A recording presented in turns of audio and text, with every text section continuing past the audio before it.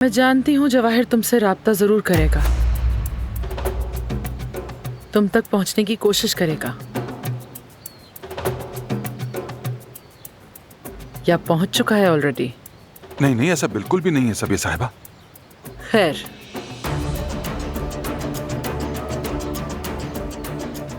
तुम्हें मेरे साथ ताउन करना होगा। और वो कैसे?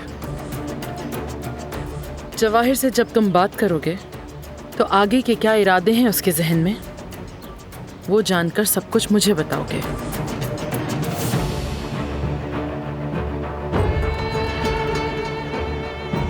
सोचने की कोई बात नहीं है हसन, तुम्हारे पास कोई और चारा नहीं।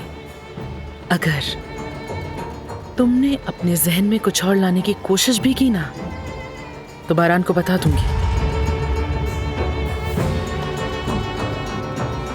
जवाहिर के साथ मिलकर तुम कराबे खानदान के खिलाफ क्या कुछ करते फिर रहे हो, सब कुछ बता दूंगी।